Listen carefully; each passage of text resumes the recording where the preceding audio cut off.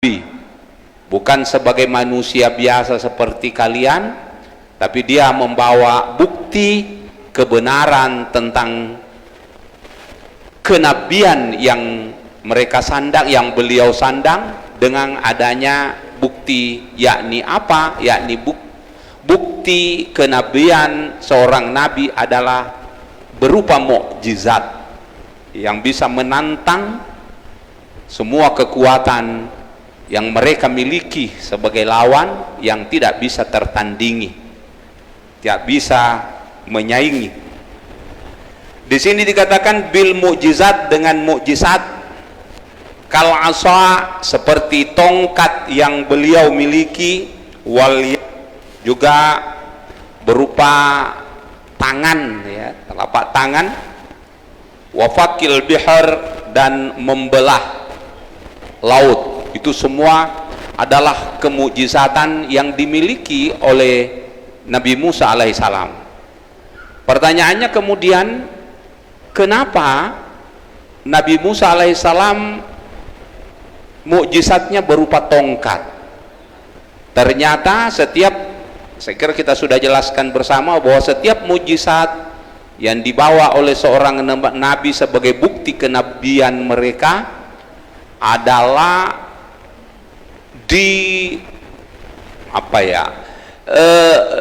dia diserupakan dengan kekuatan yang mereka miliki pada saat itu, ya. Karena Nabi Musa alaihissalam atau umatnya Nabi Musa alaihissalam adalah memiliki keistimewaan, yakni ahli sihir, ya, ahli sihir.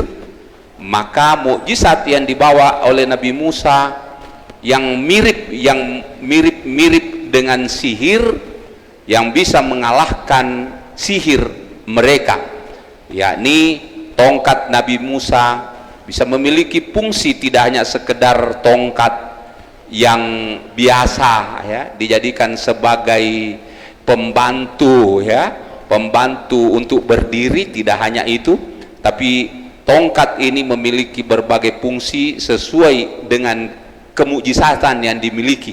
Di antaranya bisa membelah laut, di antaranya lagi tongkat itu bisa berubah menjadi ular. Nah, itu semua adalah untuk menangkal atau untuk menghantam, ya, keistimewaan yang dimiliki oleh umatnya.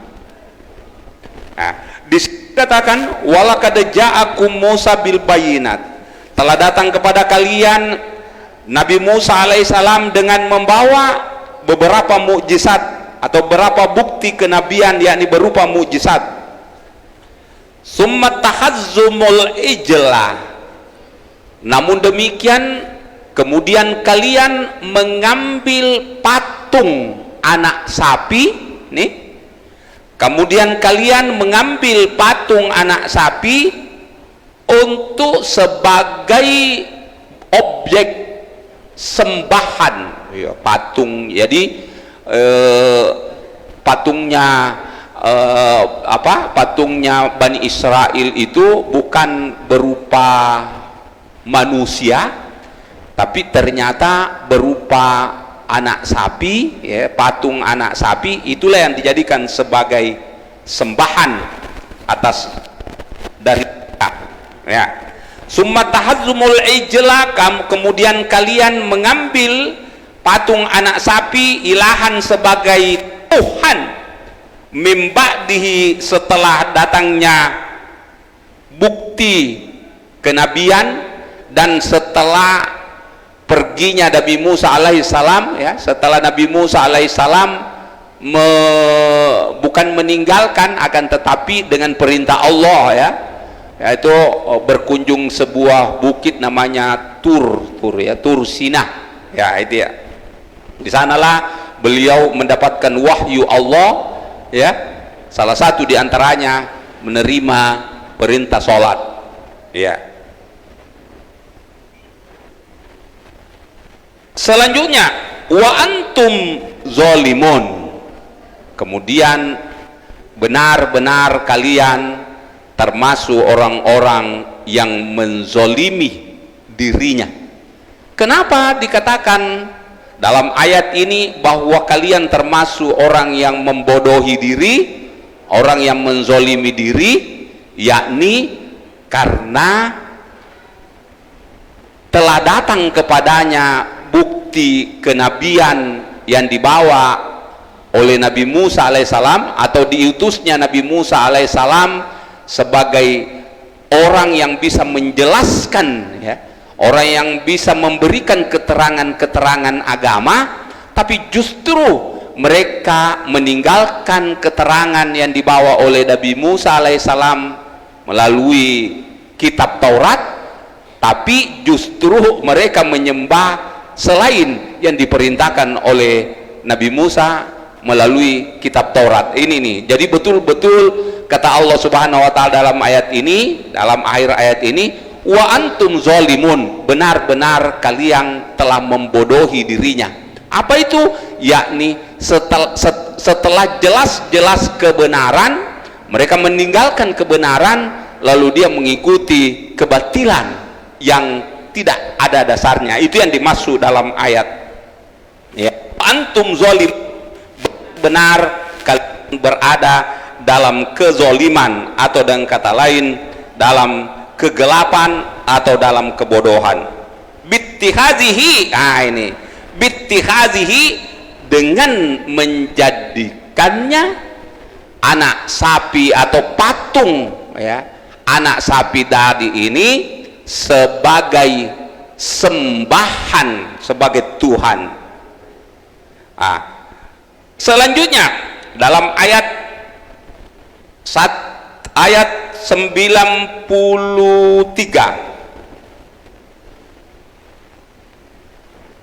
wa iz akhazna mitsaqakum,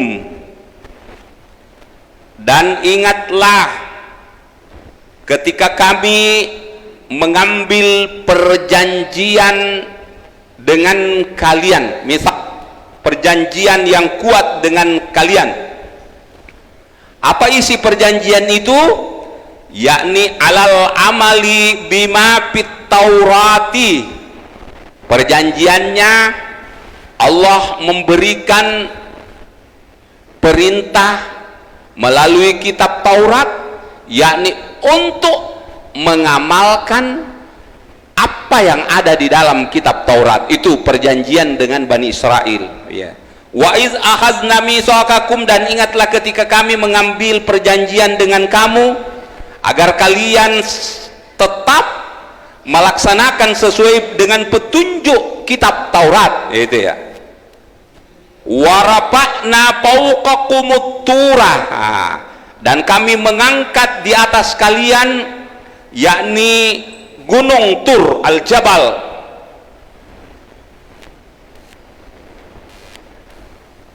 Ya.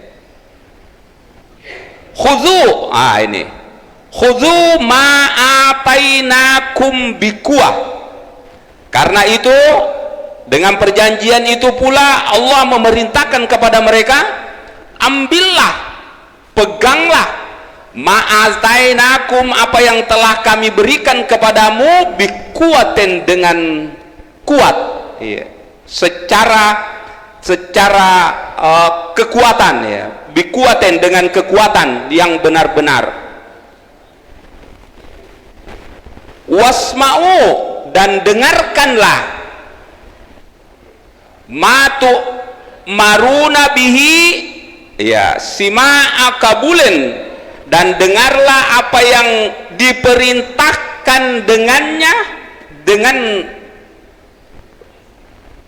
dengan sebenar-benarnya pendengaran, itu ya. Qalu, maka mereka pun menjawab perintah Allah Subhanahu wa taala tersebut. Mereka berkata, qalu sami'na, kami benar-benar mendengar apa yang diperintahkan oleh Allah, ya dia.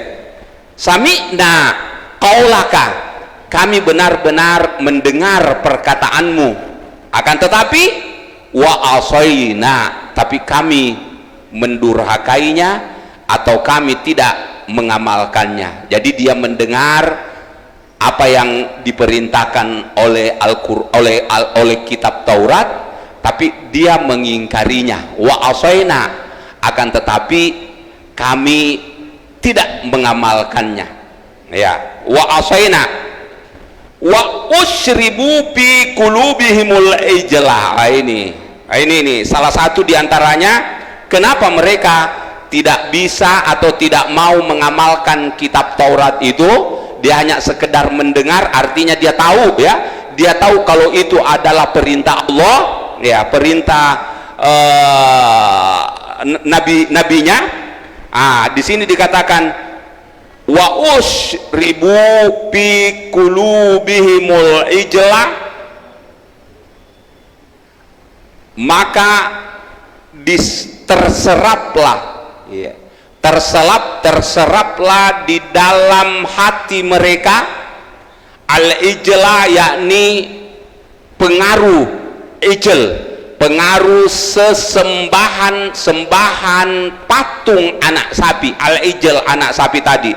Jadi dengan mendarah dagingnya pengaruh, ya, pengaruh sesembahan yang salah tadi, dengan adanya menyembah anak sapi, sehingga dia tidak mampu melaksanakan perintah yang sebenarnya yang terdapat di dalam kitab Taurat. Itulah sebabnya dalam salah satu inti dari surah Al-Fatihah yang selalu kita baca, yang wajib kita panjatkan di dalam sholat, ya, kita baca beberapa kali setiap harinya. Apa itu? Yakni kita memohon perlindungan kepada Allah Subhanahu wa Ta'ala agar kita tidak terjerumus, ya, tidak terjerumus seperti terjerumusnya orang-orang yang al-maghdub. Apa itu al-maghdub? Orang yang dibenci oleh Allah Subhanahu wa Ta'ala. Pada saat kita memohon kepada Allah, iyyaka na'budu wa iyyaka nasta'in, ihdinas siratal mustaqim, ya Allah, beri kami petunjuk ke jalan yang lurus.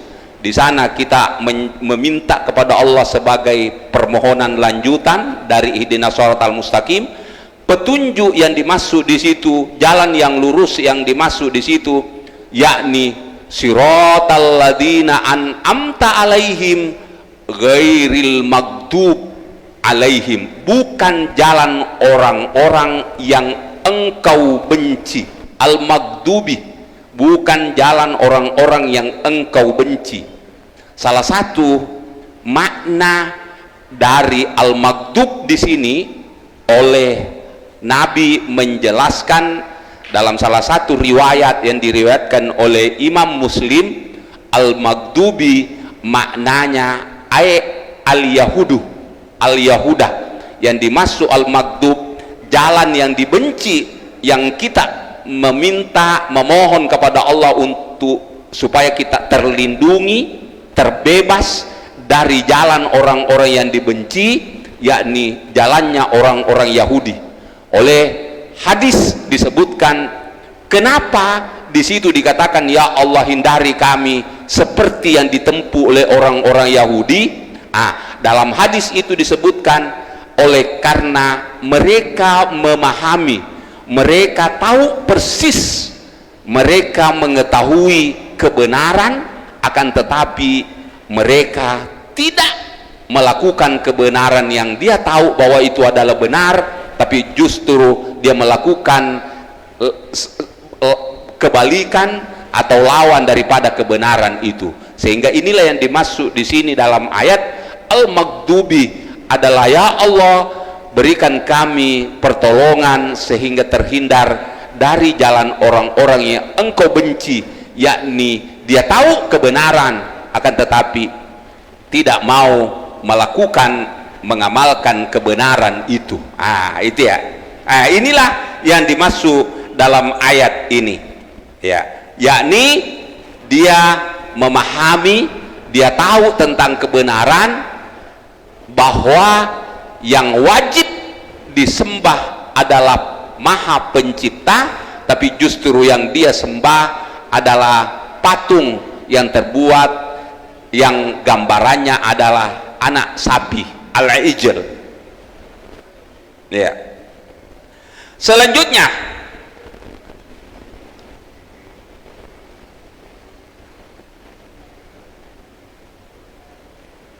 wa usyribu fi qulubihimul ijla, terseraplah dalam hati mereka al-ijl, yakni sesembahan anak sapi, bikufrihim, disebab karena kekafiran, keingkaran mereka. Karena itu, kul, katakanlah ya Muhammad kepadanya, kepada mereka, bi sama, sungguh benar-benar keburukan, ya'murukum bihi imanukum, justru ya, jadi benar-benar sangat buruk apa yang diperintahkan keimananmu bitaurati, melalui kitab Taurat tadi ini, an ibadatil ijl, tentang penyembahan anak sapi. Jadi maksudnya dalam ayat ini bahwa kalau itu benar adalah perintah yang terdapat di dalam kitab Taurat, agar supaya kalian menyembah anak sapi, yakni patung anak sapi, wih, sungguh buruk, sungguh benar-benar sangat besar keburukan keimananmu. Kok masa ada dalam kitab Taurat yang memerintahkan kalian untuk menyembah anak sapi? Ini tidak justru apa yang terdapat di dalam kitab Taurat itu benar-benar tidak rasional kalau begitu. Itu ya, karena dia mengatakan bahwa ini adalah perintah, ya, perintah yang saya dapatkan sehingga saya menyembah anak sapi, itu maksudnya. Bi sama ya'murukum bihi imanukum, sungguh buruk apa yang diperintahkan oleh keimananmu untuk menyembah anak sapi atau patung anak sapi itu tadi, in kuntum mu'minin, jika kalian benar-benar memang orang yang beriman. Ya, selanjutnya dalam ayat selanjutnya, ayat 94, kul in kanat lakumul darul akhirah, sampaikan pula wahai Muhammad kepada mereka. Jadi ayat ini sebenarnya turun atau diturunkan kepada Bani Israel yang sejaman dengan Nabi kita Shallallahu Alaihi Wasallam, yang hidup di masa Nabi Shallallahu Alaihi Wasallam. Ya, di sini dikatakan kul, katakanlah ya Muhammad kepada mereka, yakni para Yahudi atau Bani Israel, in kanat lakumul darul akhirah, jika benar-benar darul akhirah, yakni negeri akhirat itu adalah dikhususkan untuk kalian. Jadi ada yang mengaku jika katanya negeri akhirat itu maksudnya di sini balasan di akhirat, yakni sorga, itu hanya dikhususkan untuk Bani Israel, tidak untuk orang lain, itu maksudnya. Maka dalam ayat ini Allah mengatakan, wahai Muhammad, coba sampaikan kepada mereka apa yang mereka katakan, apa yang mereka yakinkan, bahwa negeri akhirat sorga itu hanya diperuntukkan untuk Bani Israel. Maka sampaikan kepada mereka, wahai Muhammad, kul, sampaikan kepadanya, in kanat lakumud darul akhirah, jika negeri akhirat khususnya sorga yang ada di dalamnya itu diperuntukkan hanya untuk kalian, bukan untuk orang lain. Ya, al-akhirah indallahi khalisatan, ya, di sisi Allah khalisatan, dengan sebenar-benarnya hanya untuk kalian secara khusus, ya, min dunin nas, bukan untuk manusia, kama za'amtum, seperti yang Anda akui itu. Apa? Bagaimana lanjutan perintah itu? Fatamannaul mauta in kuntum shodiqin. Coba berani, ya, coba berani kalau memang Anda benar-benar adanya bahwa negeri akhirat, yakni sorga yang ada di dalamnya itu diperuntukkan hanya untuk kalian, bukan untuk orang lain. Coba fatamannaul maut, coba berani mako Anda mati, fatamannaul maut, harapkanlah kematian, ya. Coba beranilah mati, panal maut in kuntum shodiqin, jika kebenaran berpihak pada kalian, atau jika kamu adalah benar-benar, ya, dengan ucapan tadi, ya. Bagaimana? Ternyata jawaban Allah Subhanahu wa ta'ala dalam ayat itu, dalam lanjutan ayat, walayyatamannahu bima qaddamat aidihim, tidak mungkin, lan ya, lan di sini memberikan arti bahwa tidak mungkin, ya. Berbeda dengan la ya, la dengan lan sama maknanya, yakni sama-sama bermakna tidak, tapi kalau lan itu sekali-kali benar tidak adanya, ya. Jadi di sini dikatakan lan walayyatamannahu abada, benar-benar mereka tidak mungkin mengharapkan kematian itu selama-lamanya, bima qaddamat aidihim, disebabkan karena kesalahan yang selama ini mereka perbuat. Wallahu alimun bizzalimin, dan Allah maha mengetahui bizzalimin, dengan kezaliman yang mereka lakukan. Al-kafirina payujazihim, ya.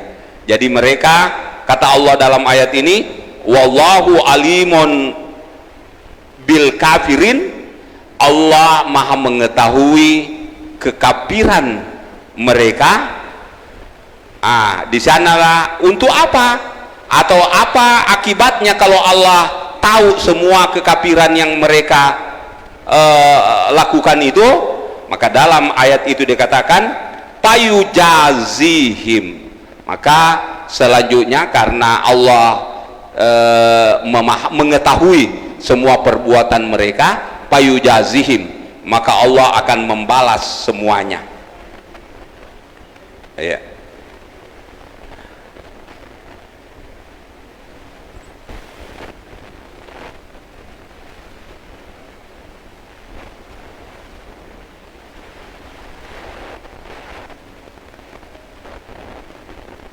Ya, selanjutnya walatajidannahum, sungguh engkau Muhammad pasti mendapati dari mereka.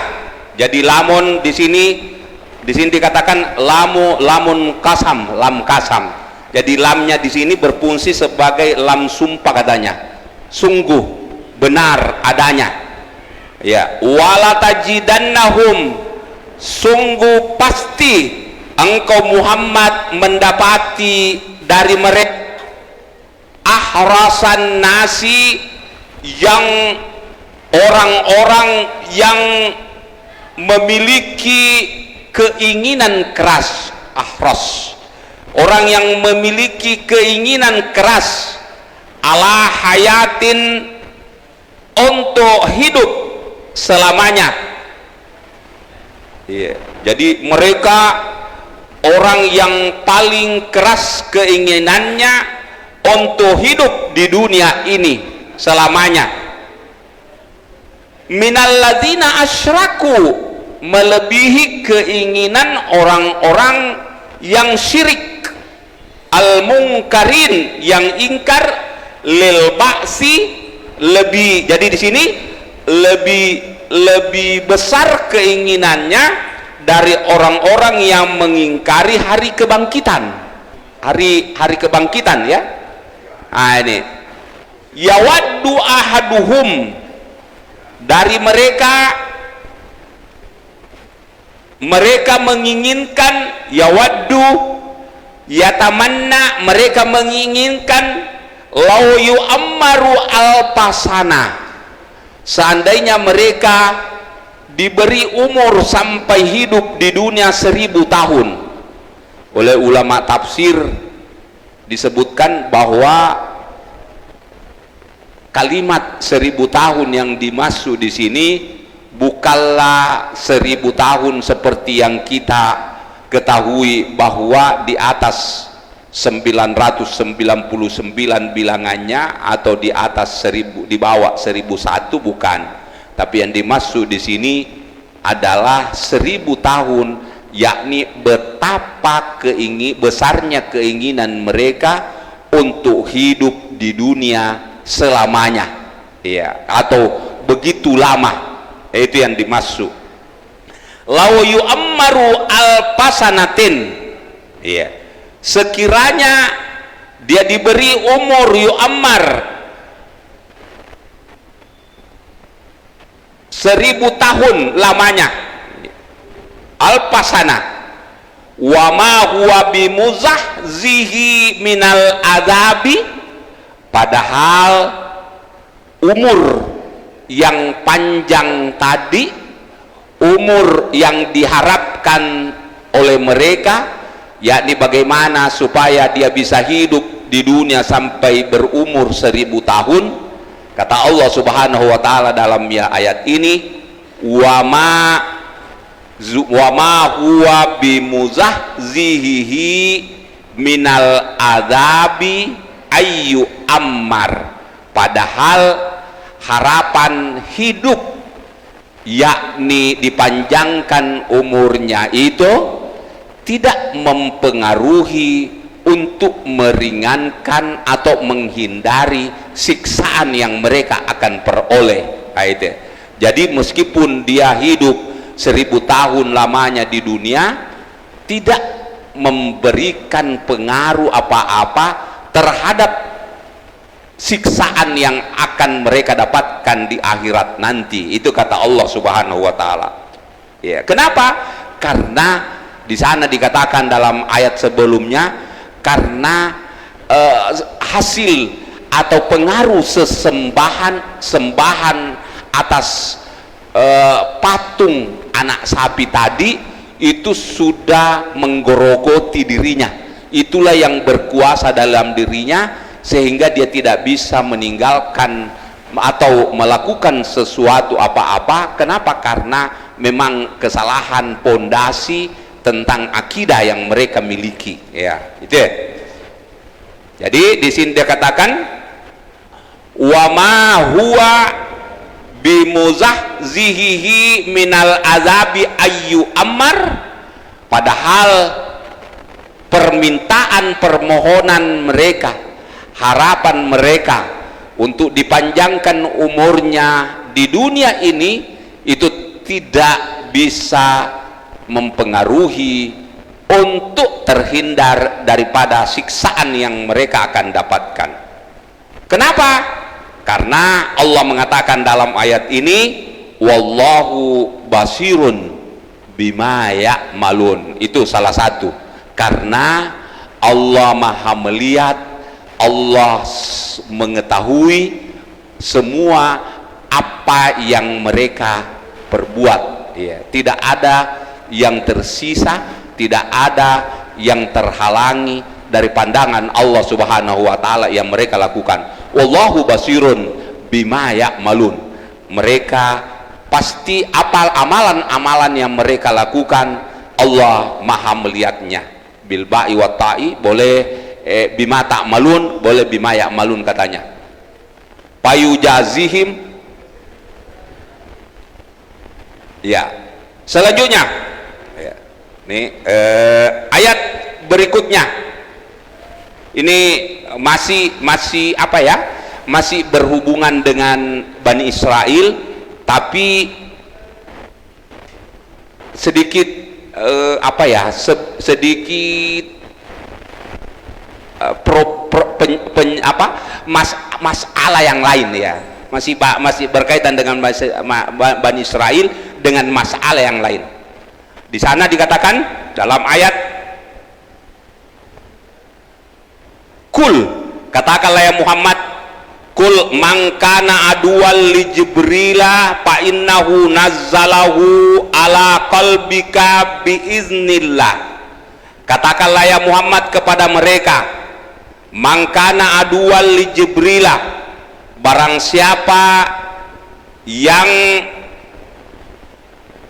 menjadikan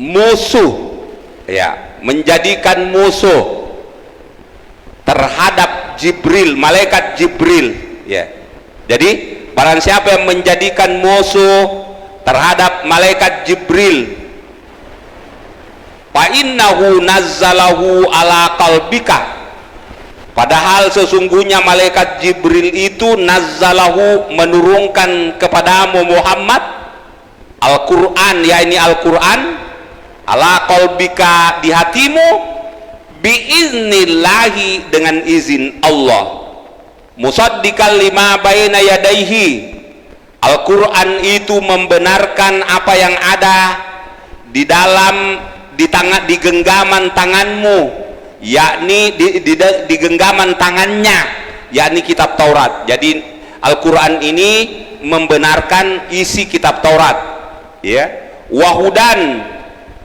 Al-Quran itu sebagai pedoman hidup, wabushra, membawa berita gembira, bil jannati, dengan adanya sorga yang diperuntukkan lil mukminin, kepada orang beriman. Pertanyaannya kemudian, kenapa ayat ini memberikan atau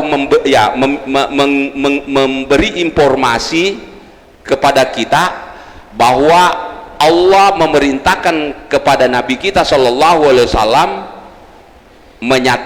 menyampaikan kepada Bani Israel, wahai Bani Israel, siapapun dari kalian yang menjadikan malaikat Jibril sebagai musuhnya, padahal malaikat Jibril itu hanya menyampaikan perintah Allah, jadi seakan-akan kenapa Allah menyampaikan, memerintahkan kepada Nabi supaya disampaikan kepada mereka Bani Israel, karena ternyata beberapa kelompok dari Bani Israel itu, orang Yahudi itu marah. Dia marah kepada malaikat Jibril. Kenapa marah? Oleh karena dia marah karena adanya malaikat Jibril menyampaikan wahyu kepada Nabi kita SAW. Kedatangan Nabi kita SAW di tengah-tengah mereka, kan mereka tidak mau, salah satu diantaranya salah satu alasan mereka itu, Bani Israel tidak mau menerima Nabi kita SAW sebagai Nabi, karena dia bukan orang bangsanya, semua nabi-nabi sebelum Nabi kita adalah bangsa Bani Israel. Satu-satunya Nabi yang diangkat oleh Allah bukan dari bangsa yang di sebelah, adalah Nabi kita SAW Muhammad adalah orang Arab, jadi memang sukunya tentu saja berasal dari Bani siapa? Berasal dari Nabi Ismail. Kalau mereka kan berasal dari Nabi Ishak. Jadi ada dua orang bersaudara dari cucu Nabi Ibrahim, yang satu Ishak itulah yang memberikan keturunan Bani Israel, sementara Ismail itulah keturunan yang turun kepada Nabi kita Shallallahu Alaihi Wasallam, Nabi Ismail yang melahirkan anak-anak kemudian menjadi salah satu di antara nabi, keturunannya adalah Nabi kita Shallallahu Alaihi Wasallam. Itulah sebabnya ini juga saya tidak tahu bagaimana, tapi ada sejarah mengatakan bahwa sebenarnya Nabi Ibrahim itu yang diceritakan di dalam Al-Quran sebenarnya bukan Nabi Ismail, tapi Nabi Ishak. Jadi neneknya mereka ya, Nabi Ishak. Jadi yang diceritakan oleh Al-Quran seperti katanya yang terdapat dalam Al-Quran, yang disembeli ya, yang disembeli oleh Nabi Ibrahim itu bukan Nabi Ismail tapi Nabi Ishak ya, tapi tidak jadi ya kan, tidak jadi.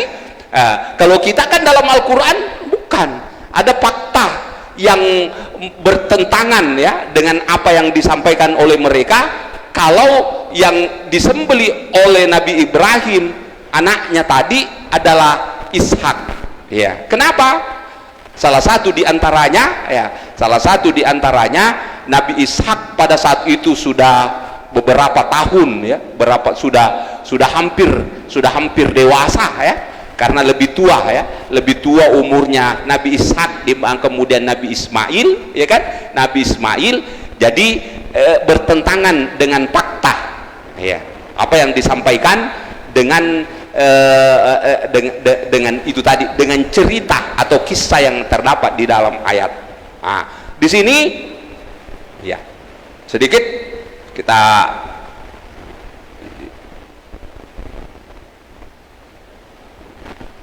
ya, ayu ammar wallahu basirun bima ya'malun ya. Di situ dikatakan fa innahu nazzalahu alal qalbika biiznillah, dialah Allah yang menurunkan kepadamu Muhammad, ala qalbika, di dalam hatimu Muhammad, dengan izin Allah, yang membenarkan kitab yang ada di tangannya, wahudan wa busyra lil mu'minin, yakni menjadi petunjuk, wa busyra, membawa berita gembira adanya sorga, lil mu'minin, bagi orang-orang, diperuntukkan bagi orang yang percaya, orang yang beriman kepadanya. Saya kira itu ya masih berkaitan dengan kisah, kaitannya dengan Bani Israel dalam ayat ini, yang diawali dengan adanya penyembahan penyembahan berhala yang dilakukan oleh Bani Israel, yakni berhala tentang anak lembu atau anak sapi betina ya.